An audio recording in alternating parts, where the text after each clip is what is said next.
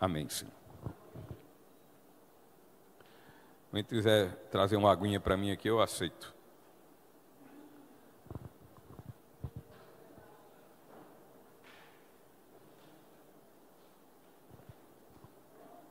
Nossa mensagem: salvos e unidos. E nós vamos meditar no Salmo 133. Salmo 33, que é um salmo curto, tem 3 versículos. E ele diz assim: como é bom e agradável quando os irmãos vivem em união, pois a união é preciosa como o óleo da unção, que era derramado sobre a cabeça de Arão e descia por sua barba até a bainha de suas vestes. É revigorante como o orvalho do monte Hermon, que desce sobre os montes de Sião. Ali o Senhor pronuncia sua bênção e dá vida para sempre. Queridos irmãos,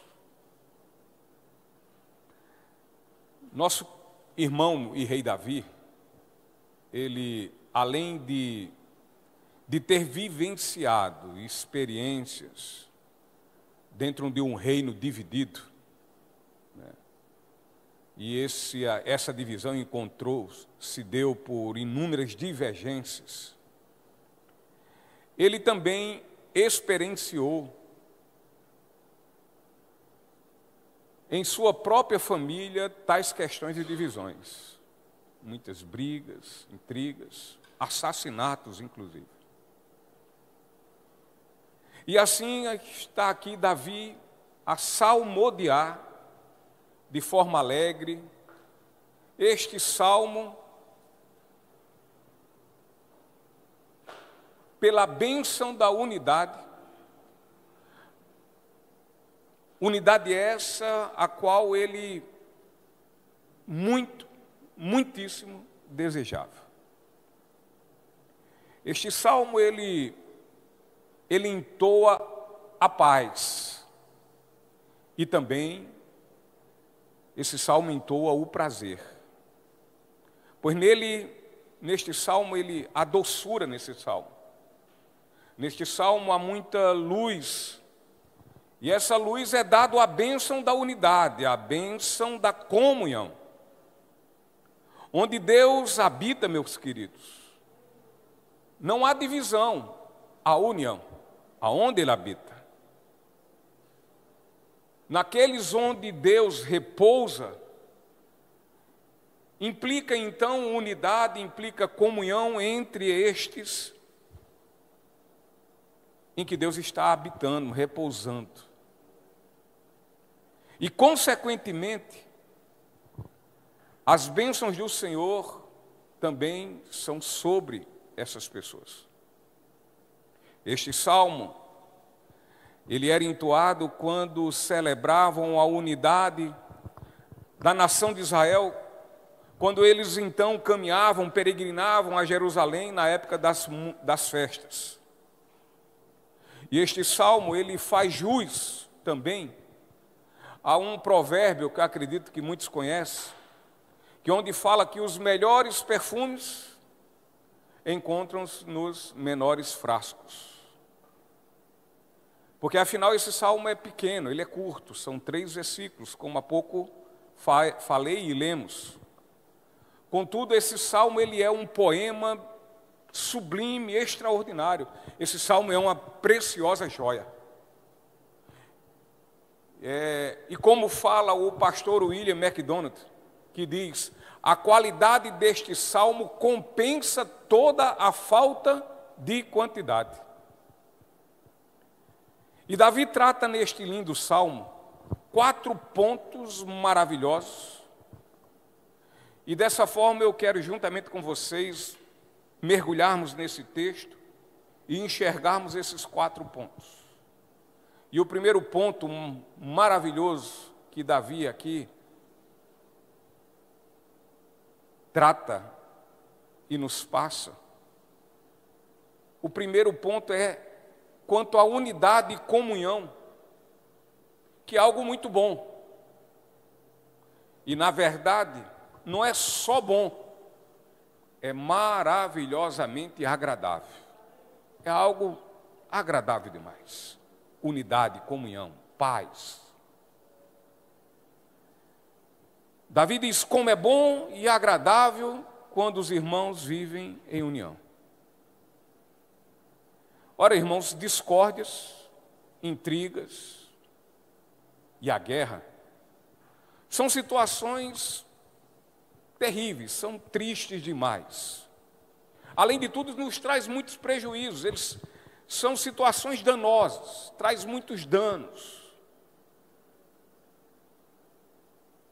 Nós podemos olhar as guerras que estão acontecendo agora mesmo entre Israel e Gaza, independente de quem tenha razão ou não quero entrar nesse mérito, eu sei que é terrível, desde o seu início, e vai se ver até o fim. Muita destruição, torna-se um cenário tenebroso, torna-se um cenário muito feio, feio demais. Pessoas chorando, pessoas sofrendo, ruínas aparecendo uma após outra. Porém, queridos, quando a paz reina, a união então vai se estabelecer.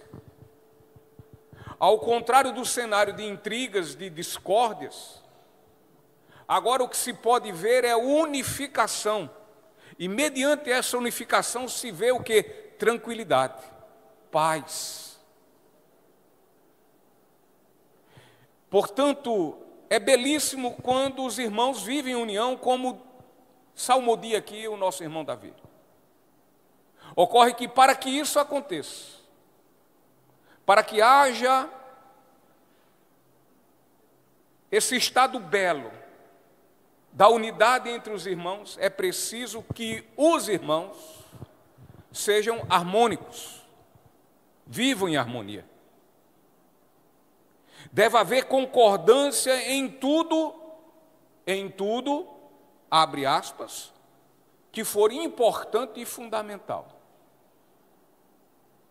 Pois naquilo que é secundário, pode haver pensamentos diferentes. Já foi dito isso aqui, acredito, no domingo passado.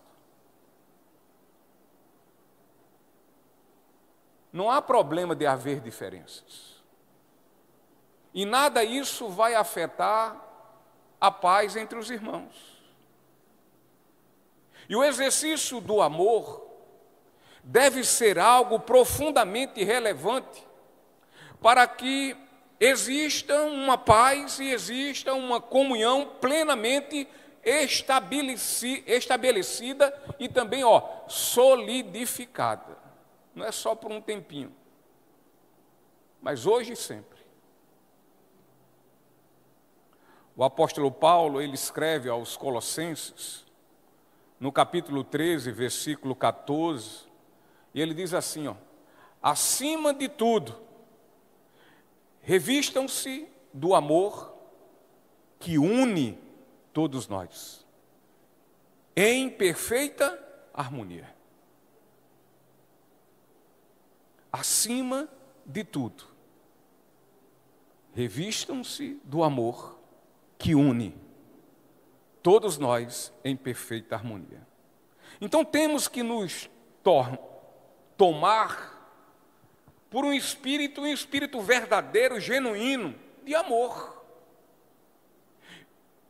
Para que dessa forma, queridos, possamos superar essas nossas diferenças secundárias.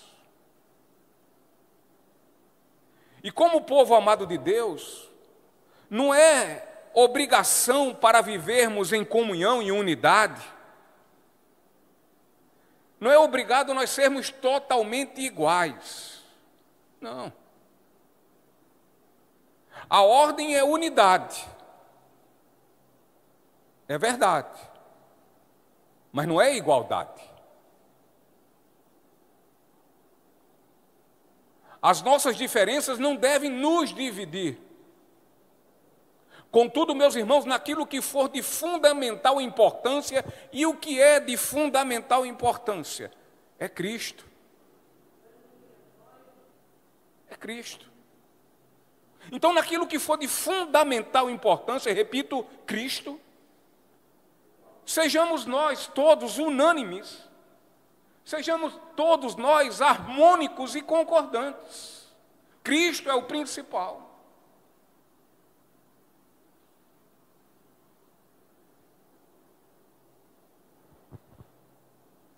Nós somos corpo de Cristo, a Bíblia diz isso.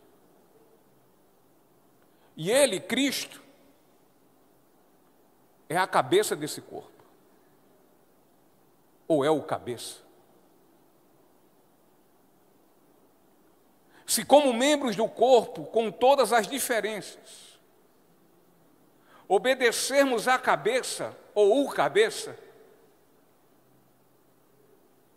estes membros que somos nós, os membros do corpo de Cristo, iremos operar em completa e perfeita harmonia. E assim, nossa concordância está então no que é fundamental, principal, primordial, que está acima de tudo.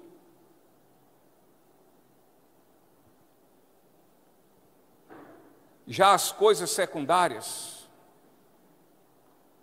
podemos discordar, sem problema algum.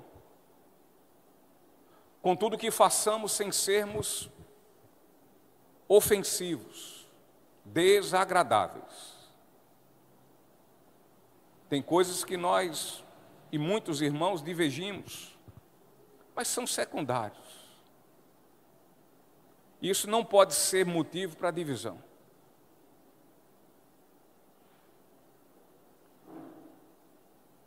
Tem as questões da teologia, de predestinação, do livre-arbítrio. Isso não pode servir para nos dividir. Nós temos que entender uns os outros e entender com respeito. Podemos divergir? Podemos. Podemos, dentro de uma discussão salutar, tentar convencer o nosso irmão do seu erro? Podemos, mas com respeito. E não como muitos dizem, às vezes, os que creem na predestinação, no calvinismo, o famoso calvinismo, que os arminianos não são crentes, não são evangélicos, não são cristãos. Isso não pode existir. São. Eles são lavados pelo mesmo sangue que nós somos lavados.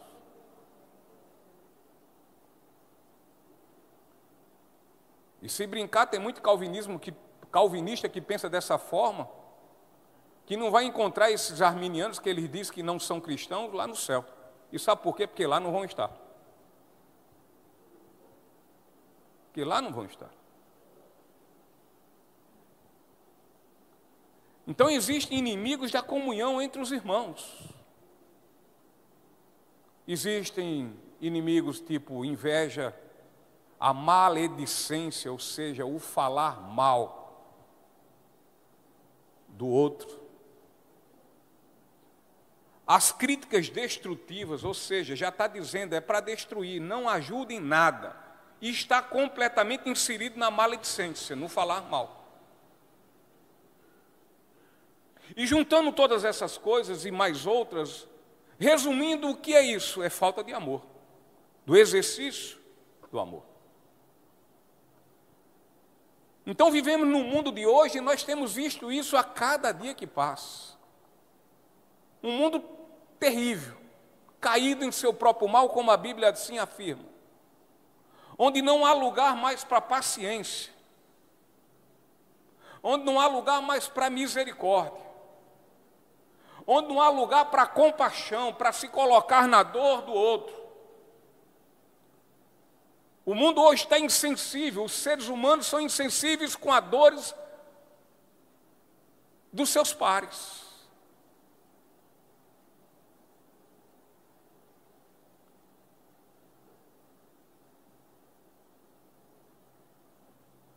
paciência, misericórdia e compaixão é algo hoje raro. E o pior, dentro da igreja.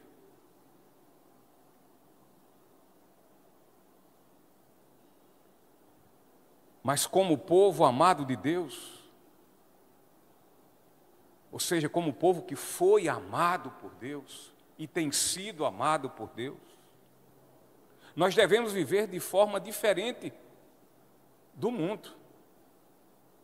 Até porque como amados somos do Senhor, nós somos tirados do mundo, das garras, das filosofias, dos critérios, dos preceitos mundanos, das mãos de Satanás. Fomos tirados, fomos libertos. Vivemos ainda no mundo, mas não para sermos imitadores do mundo, mas imitadores de Jesus, aquele que do mundo nos tirou. Então é preciso entender que esse viver diferente do mundo é viver conforme o quê? A vontade de Deus. A unidade de seu povo é agradável aos olhos do Senhor. Ele se agrada quando vê o seu povo unido. Ele não é Deus de confusão.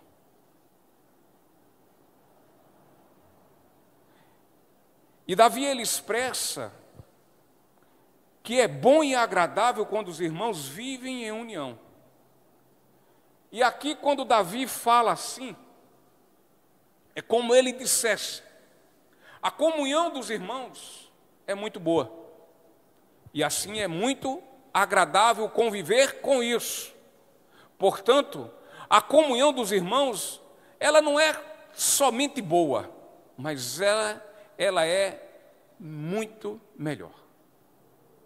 Ela é mais que isso. Ela é mais do que boa.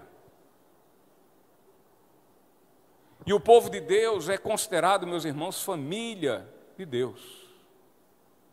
E, portanto, devem viver em comunhão e em união uns com os outros. No entanto, parando um pouco para pensar, vem a minha mente e virá também a mente de vocês, agora recordando alguns relatos na Bíblia, que nem sempre famílias relatadas na Bíblia viveram em harmonia e viveram em comunhão. Nós podemos lembrar aqui de imediato Caim e Abel. Eram irmãos. Mas Caim matou Abel pelo mais pobre, miserável, terrível sentimento que é a inveja. Ló, ele, certo momento, entrou em disputa com seu tio Abraão. E é interessante, lendo o texto de Gênesis 13, do 1 ao 12, nós vamos ver lá que naquele momento da disputa, que daria talvez uma grande confusão, porque eles teriam que dividir suas terras, Abraão disse: fica à vontade, escolha o lado que você quiser. Se você quiser esse, o outro é meu. Se você quiser esse, o outro, eu fico com o outro. Fica à vontade. Eu só não quero confusão.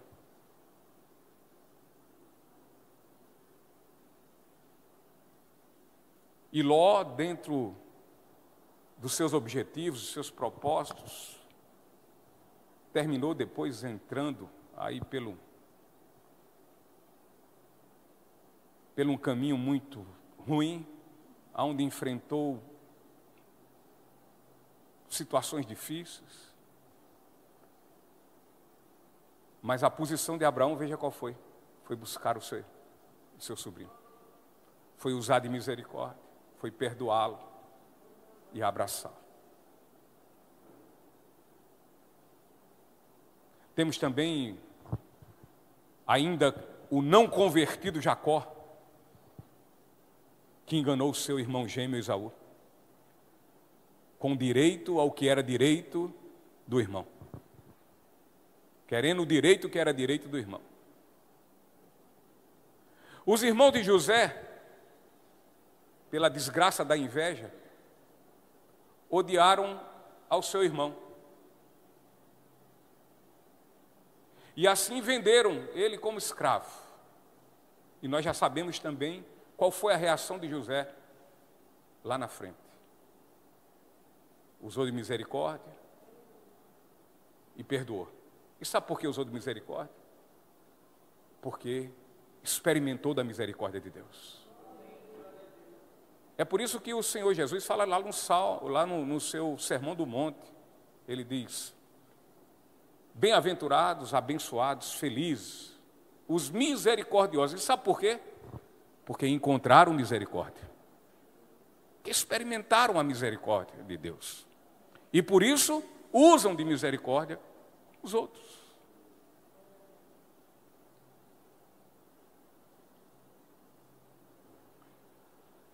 Andando mais além um pouco, vamos ver aqui o motim de Miriam e Arão contra o seu líder, Moisés. E tem mais, Moisés era irmão deles dois. E eles se amotinaram. Se rebelaram, criticaram seu irmão Moisés. Alguns dos filhos de Davi também se rebelaram contra ele.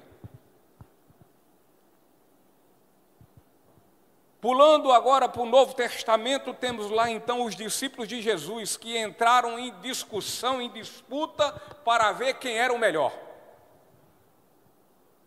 Para ver quem era o maior, o mais importante, o discípulo dos discípulos.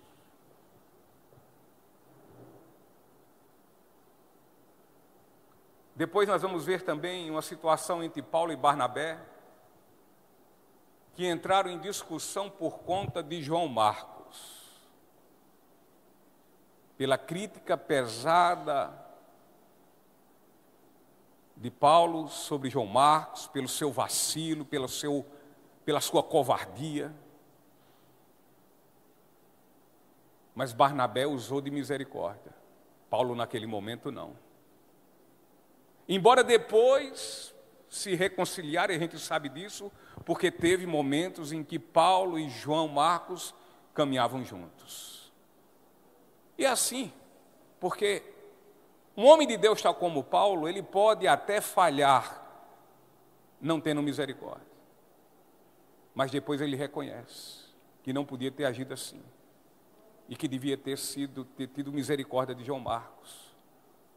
Porque ele mesmo escreve: aquele que pensa que está em pé, cuide para não cair.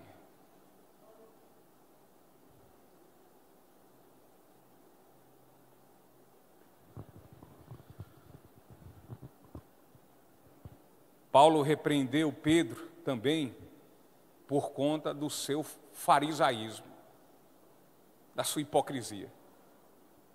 Pedro, quando estava sozinho com os gentios, era a paz do Senhor, meu irmão querido. Quando o judeu chegava perto, ele já mudava a história. Não, tem que circuncidar. Não vale só a cruz e por aí vai. E Paulo se levanta, bota o dedo em riste e diz: toma vergonha, apóstolo. Deixa do teu farisaísmo, da tua religiosidade. Tu sabes que não é assim. E lembra que não foi a circuncisão, foi a graça e a misericórdia de Deus na sua vida. E é claro e evidente que também eles se entenderam como dois homens de Deus, em meio a um conflito. Fundamental conflito. Onde haveria, motivo para discussão. Mas se entenderam, até porque nós vemos Pedro em suas cartas, em sua fala, falando muito bem do apóstolo Paulo.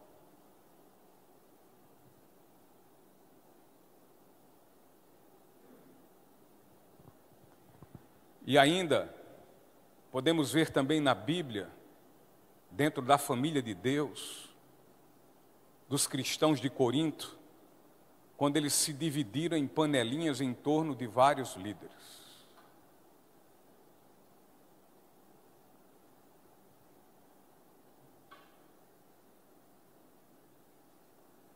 E isso é muito perigoso, meus irmãos, porque no momento em que nós enxergamos uma panelinha, muitas vezes nós criamos outra. Criamos a nossa.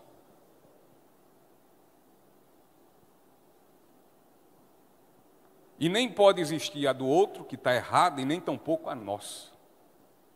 O que nós temos é que resolver nossas demandas e fazê-las em amor, usando de misericórdia e tendo compaixão. Perdoando uns aos outros, assim como o Senhor nos perdoou e continua a nos perdoar.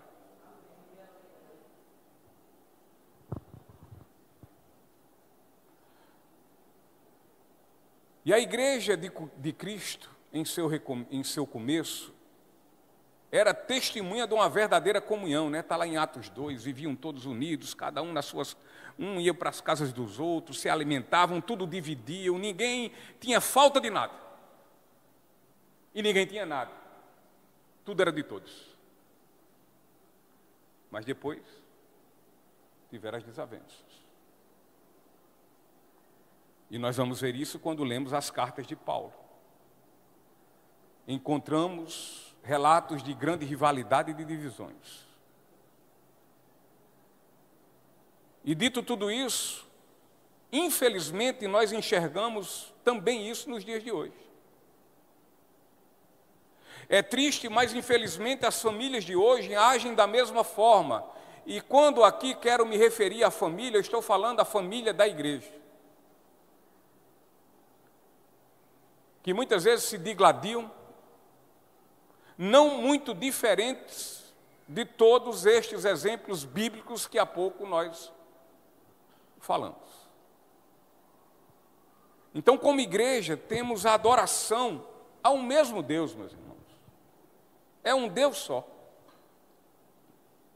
O evangelho que salvou a minha vida é o mesmo evangelho que salvou a vida de Vera, de Gabriel, de João Henrique e de todos que são salvos. Salvou a todos que fazem parte da família de Deus. Portanto, porque somos salvos e através desse evangelho, somos também todos nós novas criaturas. Nós somos, queridos, lavados pelo mesmo sangue carmesim, vertido na cruz do Calvário. Aquele sangue não é propriamente meu, foi me concedido por misericórdia e por graça. Foi derramado sobre minha vida, não é porque eu merecia. Então é o mesmo sangue que lavou a todos nós.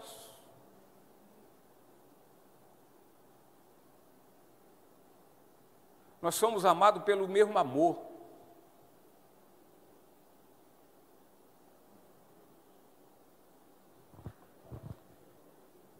E uma vez que nós somos salvos por esse evangelho foi nos dado. E foi nos dado para quê? Para guardarmos dentro de cisternas, dentro de caixas, para ser um evangelho particularmente meu, reservado só para mim? Não. Esse evangelho foi nos dado como salvos a fim de, unidos, proclamarmos a toda criatura e por meio dele, deste evangelho, caminharmos pelo mesmo e único caminho que irá nos levar ao mesmo destino, a saber, a Nova Jerusalém, a Canaã celestial. Sendo assim, existe uma unidade espiritual que vem de Deus a todos quanto são verdadeiramente cristãos. Há uma unidade espiritual. Porém, por vezes, temos a atitude reprovável de entrarmos em discussões e divisões que só mancham o evangelho, quando nós devemos viver de forma digna dele, como Paulo nos fala em Filipenses. E por vezes, há mais divisão do que união em nosso meio. E não podemos achar que a união e a comunhão que agrada a Deus é somente aquela quando nos reunimos nos cultos como os de hoje, de domingo, aonde naquele momento que nós fazemos o ofertório, nós também aqui nos cumprimentamos, nos abraçamos, nos beijamos, nos abençoamos uns aos outros. Não é somente isso.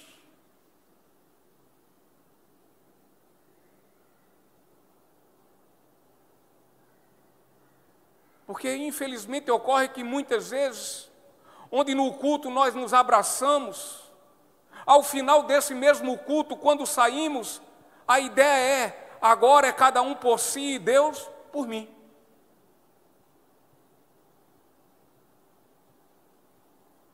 Então, uma vez que não vivemos em comunhão com os irmãos, aí vai estar a prova cabal, indiscutível, indubitável, que também não estamos em comunhão com Deus. Está quebrada essa comunhão.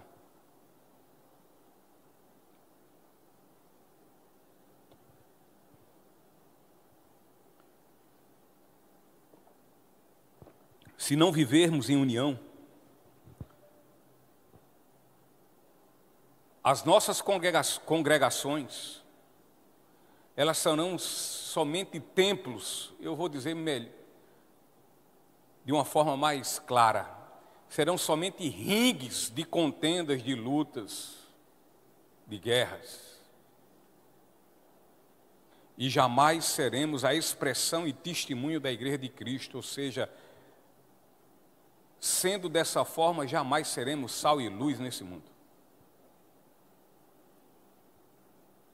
Quanto mais unidos estamos, muito mais será bom, e não somente bom, mas agradabilíssimo. Você já entrou num campo, num ambiente minado de malquerência, de amargura, de rancor, de mágoa, de intriga, de brigas, de disse-me diz? É horrível. Ninguém fica à vontade. Ó, estamos aqui, chegou fulano. Pss, ei, para. É horrível.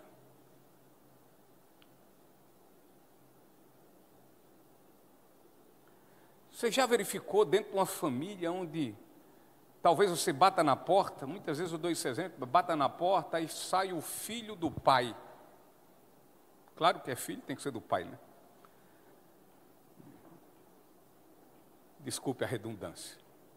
Mas para que fique bem claro também. E você diz, rapaz, você pode chamar seu pai? Eu disse, infelizmente eu não posso, porque eu não falo com meu pai. Chama tua irmã? Eu não falo com minha irmã. Falo com sua mãe? Não, eu não estou com... Eu estou intrigado da minha mãe.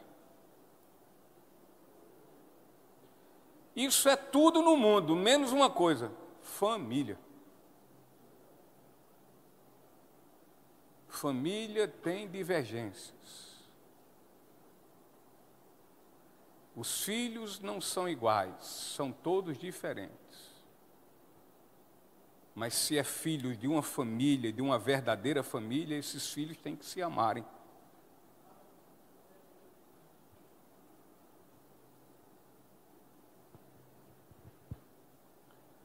Eu já vi muitos pais omissos com intriga de filhos. Mas, rapaz, você não vai tomar nenhuma atitude, eles que se resolvam. Já vi pai, chefe de casa, de família, ter um filho, uma filha intrigada com sua mãe. Ele disse, o senhor não vai fazer nada? Ele disse, não, elas que se entendem. Omissão. Muitas vezes isso acontece, e quando a gente vai ver, isso termina terrivelmente ruim, mal. Eu me lembro como hoje, meu pai não era cristão. Tinha 2 irmãs minhas que brigavam toda vez. E teve um dia que estavam tudo intrigados e já tinha uns 2 dias, 3 dias, parece que não se falava. E ele tomou notícia disso. Chegou, chamou as 2, disse, estou indo trabalhar. Volto no começo da noite. Se tiverem assim, se prepare que o cacete vai comer. Que eu vou fazer as pazes de vocês, de um jeito ou de outro. Quando chegou de noite, estava tudo bem, tudo em paz.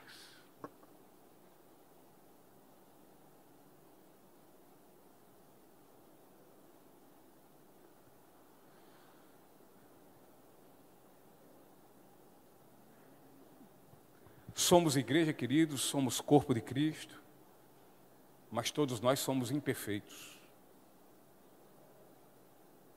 E por meio de nossas imperfeições, muitas coisas indesejáveis e ruins surgirão, é verdade.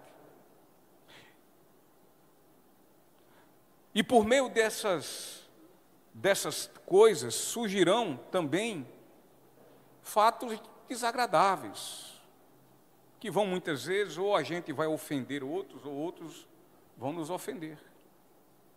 Mas se nós estamos imbuídos, se nós estamos levados, compenetrados em viver em união por meio do elo perfeito do amor, e o amor de Deus não é o nosso, não, haveremos de neutralizar as coisas ruins, frutos exatamente das nossas imperfeições.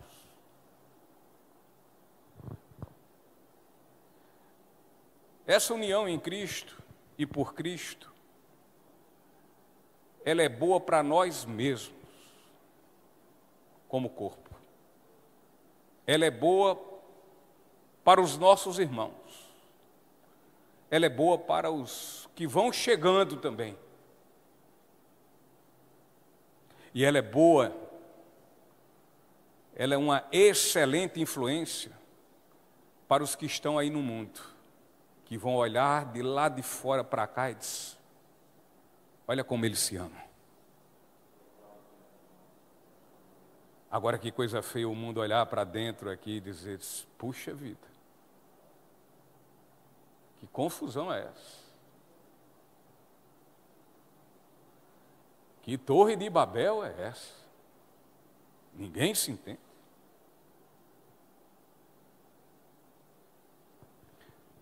Uma igreja que convive em união com os irmãos é uma igreja poderosa. Pois pelo fato de conviver em união, ela é fervorosamente ativa na obra do Senhor. Nós agora temos 2 atividades para exercê-la e realizá-la. O que precisa é a união de todos nós. Concentrados e movidos somente por aquele que é o fundamental do corpo da igreja, que é Cristo. Pensando na glória para Ele. É preciso estarmos envolvidos com isso. Nós não podemos estar perdendo tempo com coisas pequenas, isso é artimanha de Satanás. Gente, tem hora que não dá vontade nem de olhar um Instagram. Homem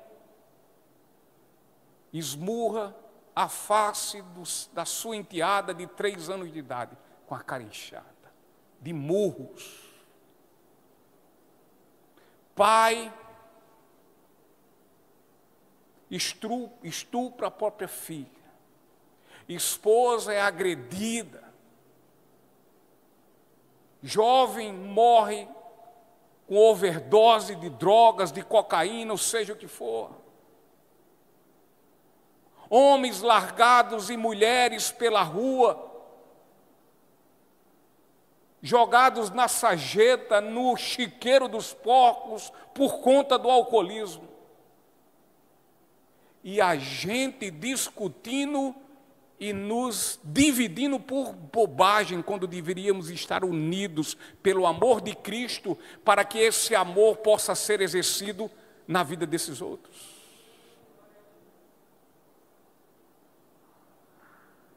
Temos aí duas oportunidades.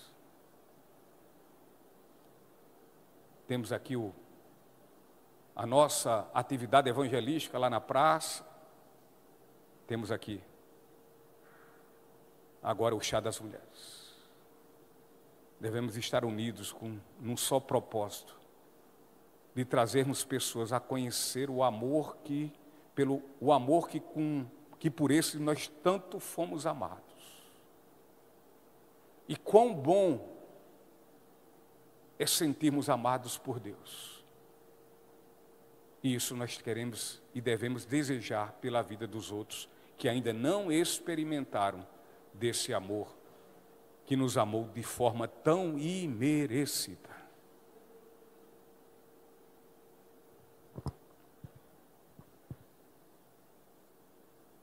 Precisamos sermos ativos, unidos na obra do Senhor. De forma, sabe como, que por meio dessa união nós recebemos do Senhor a bênção. E essa bênção que recebemos do Senhor, nós utilizemos para abençoar a todos quanto vivem por perto de nós. Segundo ponto. Segundo ponto é quanto à comunhão. A comunhão, ela cheira bem. E sabe por quê? Porque ela exala um aroma sublime e sagrado.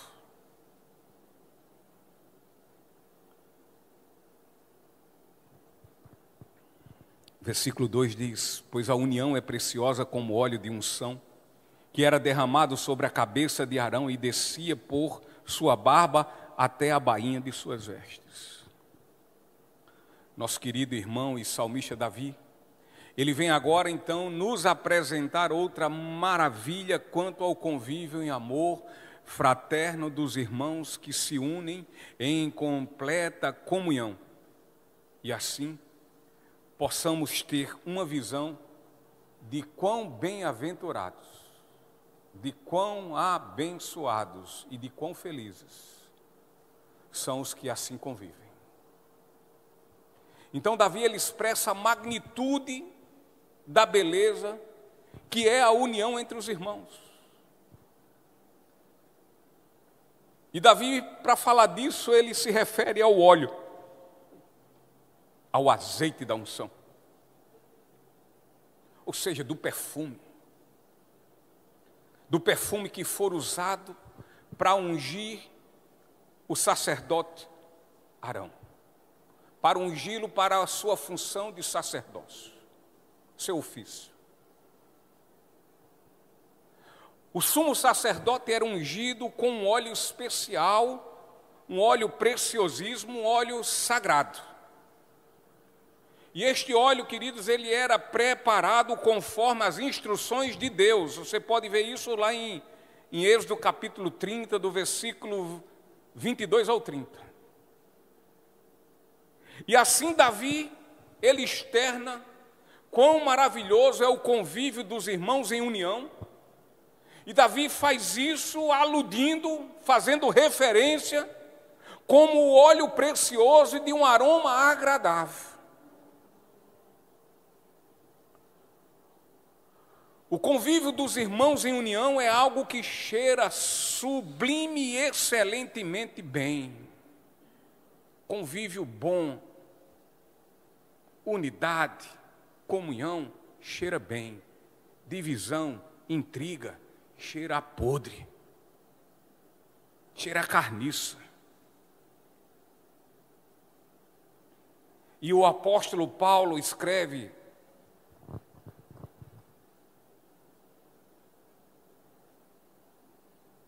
aos Efésios,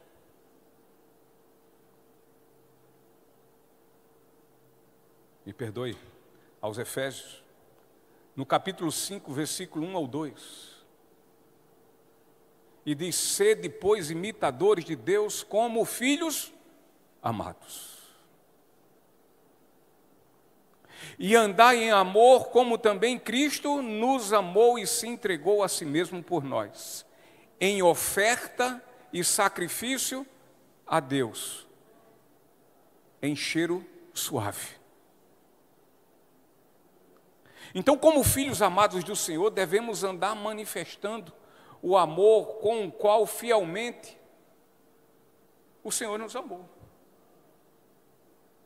O que não há dúvida que incorrerá em união, e assim haverá de exalar um perfume agradabilíssimo nas narinas do Senhor, como para Ele uma oferta e sacrifício de aroma que não é só bom, mas também é agradável, que será plenamente aceitável por Deus.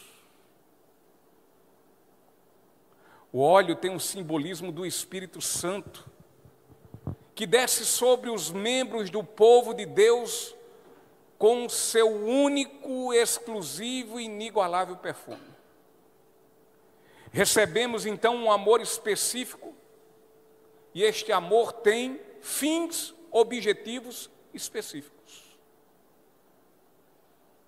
É um amor específico, com objetivos específicos e para uma glória específica, para a glória de Deus.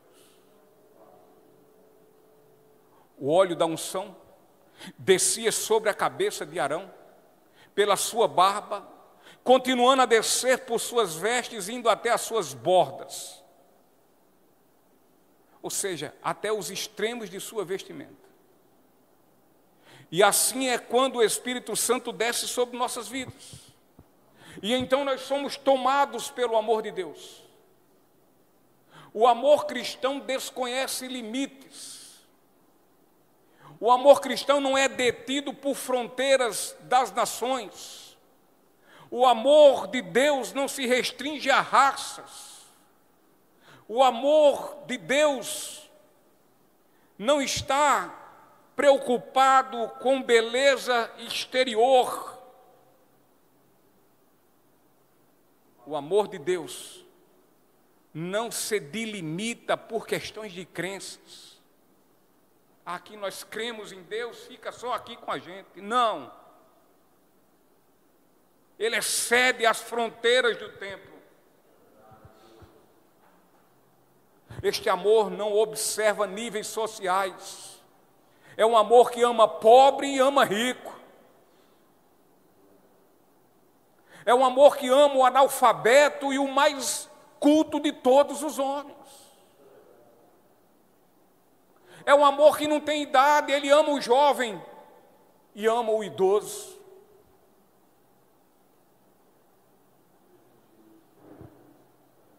Assim, meus irmãos, sem qualquer permissão,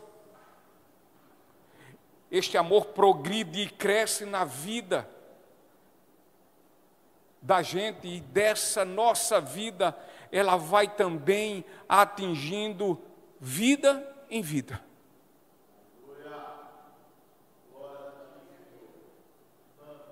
O amor fraterno, que leva os irmãos ao convívio e união, ele se espalha, e ele vai ungindo e perfumando tudo o que está à sua frente, por onde quer que ele passe. Se nos falta a unção do Espírito de Deus, não experimentamos do seu amor. E, portanto, esse amor nunca o recebemos. Dessa forma, por não termos o seu amor, nós não podemos exercer o sacerdócio que Pedro fala em sua primeira carta, no capítulo 2, versículo 9. Nós não podemos exercer o sacerdócio real. Nós não podemos estar a serviço do rei. E sabe por quê? Porque a serviço desse rei nós não queremos estar. Porque só podem exercer o sacerdócio real os que são geração eleita. E eleita esse não foi. Eleito esse não foi. não pode ser a nação santa do Senhor, que fazem parte de um povo exclusivo de Deus. E exclusivo para quê? Para proclamar as grandezas daquele que os chamou das trevas para a sua maravilhosa luz.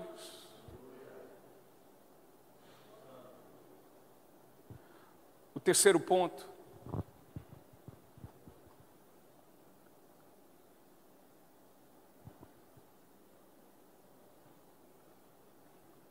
é que a comunhão, ela traz refrigério. A comunhão, ela traz uma paz sem igual, inconfundível. A primeira parte do versículo 3 diz: é revigorante como o orvalho do monte Hermon, que desce sobre os montes de Sião. É revigorante. Então Davi diz para que a união entre os irmãos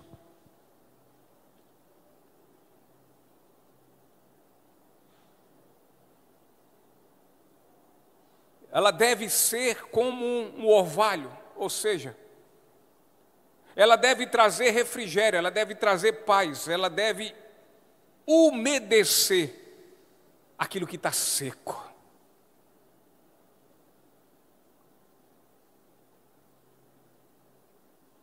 Ela fertiliza. Essa união, ela fertiliza um solo árido e escaldado. A igreja é o corpo de Cristo, e o corpo de Cristo é campo fértil, como Paulo fala em 1 Coríntios.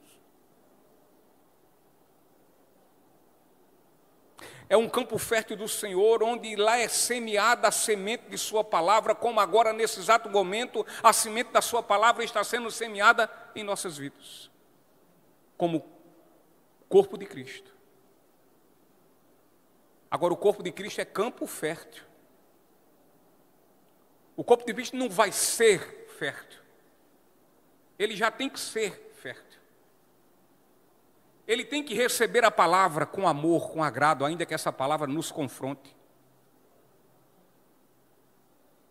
Ela não pode ser rejeitada.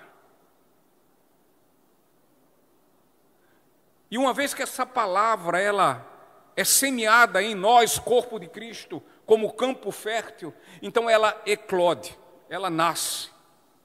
E ela vai crescendo, ela vai maturando, vai ficando madura e vai dando fruto. A palavra no campo fértil, que é o corpo de Cristo, ela tem que frutificar.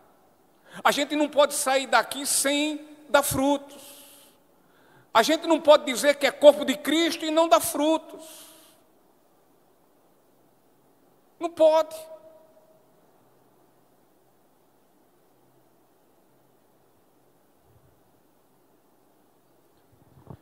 A união derrama o orvalho do Espírito Santo de Deus, para que no campo e solo da igreja a semente da palavra seja fertilizada.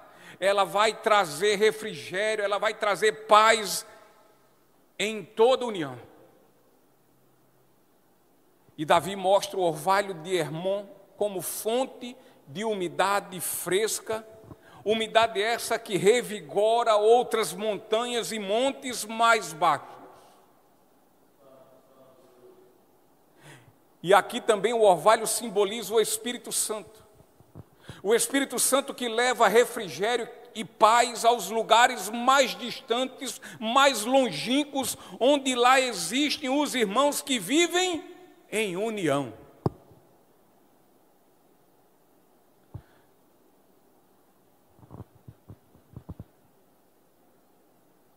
Mais uma vez, não esqueçamos, lembremos sempre, quão poderosa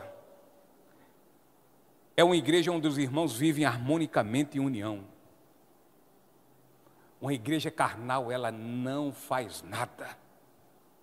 Ela pode saber tudo de teologia.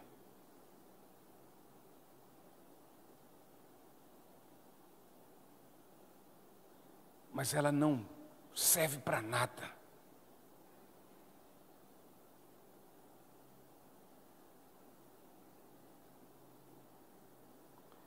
harmônica união da igreja, ela é santa, é sagrada.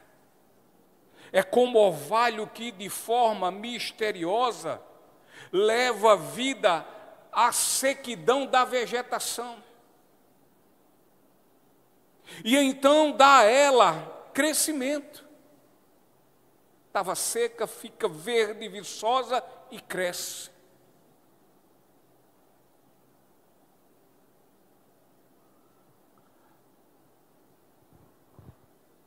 Assim é o convívio em união dos irmãos, que de forma sobrenatural abençoa a igreja da graça de Deus,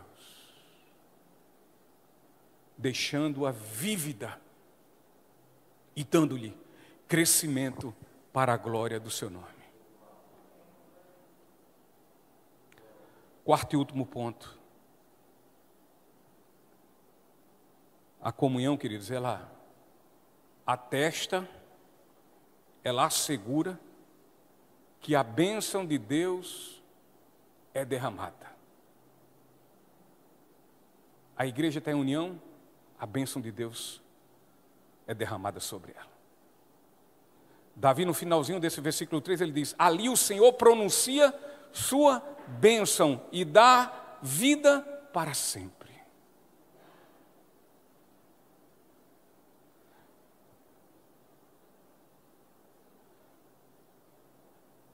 E aqui Davi quer dizer que onde o amor fraterno transborda, ali transborda o Espírito de Deus, e portanto a bênção do Senhor é sobre estes.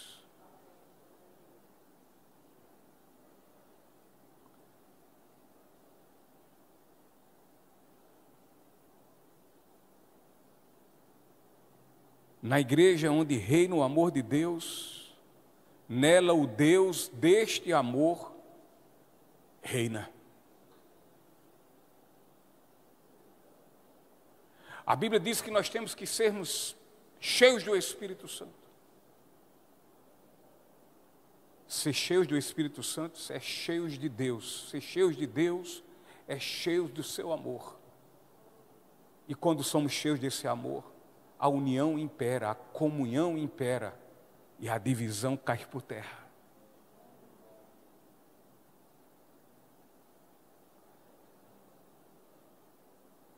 Às vezes pensamos que ficamos só olhando para pecado como se fosse prostituição, isso, aquilo outro. Mas viver em desunião como igreja é pecado. Entristece o Espírito Santo.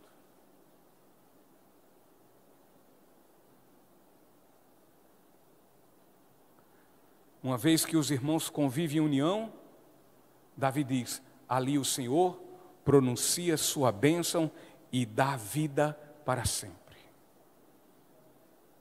O povo de Deus e família de Deus são todos quanto receberam o seu amor eterno. E por isso manifestam este amor em prática eterna. E é exatamente por isso que o amor fraterno cristão é bom. E é bom ao ponto de ser agradável, pois essa fraternidade cristã tem a bênção do Senhor sobre ela.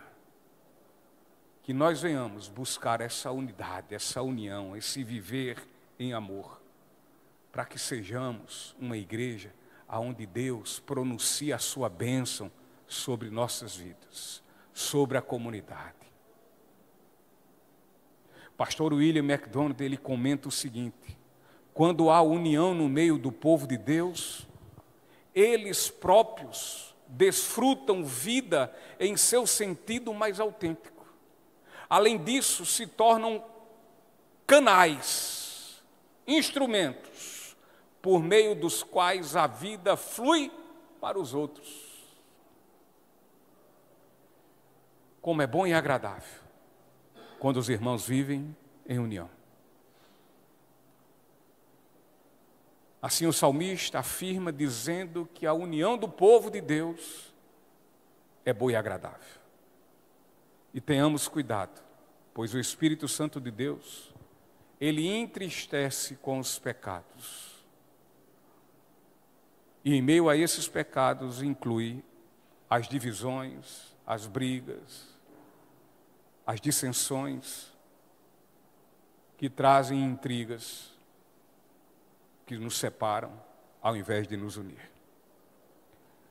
Efésios capítulo 4, versículo 30 ao 32 diz: não entristeçam o Espírito Santo de Deus, com o qual vocês foram selados para o dia da redenção.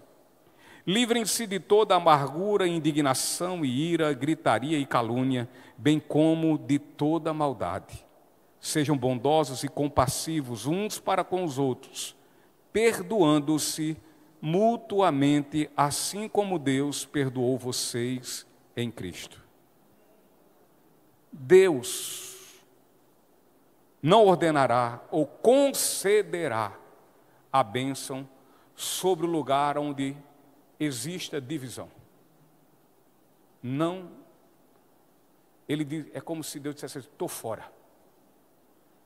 Não contem comigo. Não contem. Nós precisamos evitar tudo quanto entristece o Espírito Santo de Deus. Afinal, Ele é o Espírito Santo. Assim, tudo quanto não for santo irá entristecer. Ele também não é qualquer espírito, mas é Espírito Santo de Deus. Ele é parte integrante da Trindade que tanto defendemos. Ele é Deus. E sendo assim, o pecado lhe é abominável. Ele não o tolera. E por fim devemos entender que, como povo de Deus, nós fomos selados com Ele, com o Espírito Santo. Ou seja, temos em nós a marca do Senhor, a sua marca. E esse selo nos diz que nós pertencemos a Ele, nós somos dele. Porque por Ele, e somente por Ele, nós fomos comprados. Não somos mais de nós próprios, de nós mesmos, das nossas próprias vontades, nossas próprias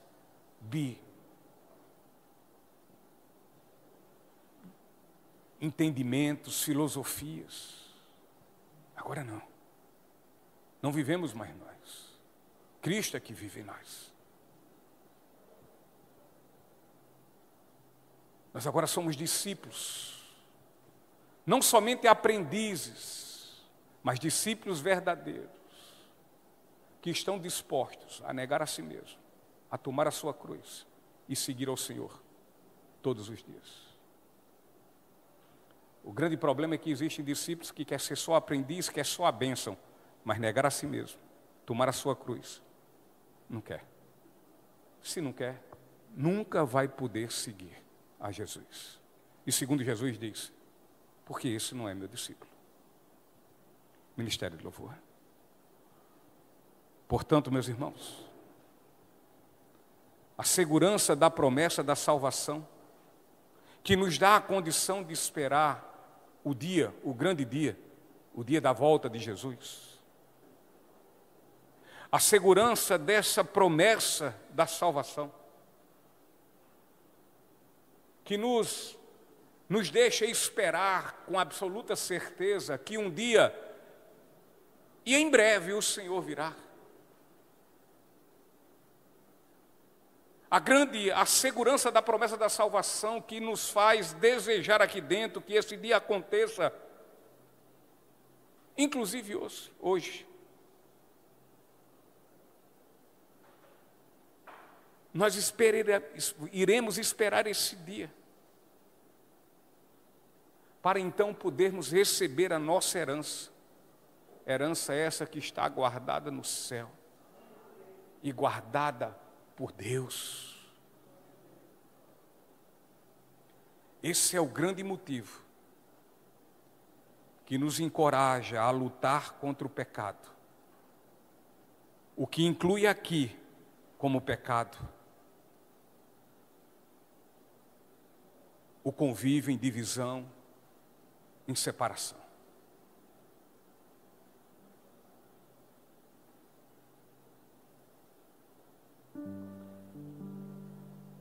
Que, por sinal,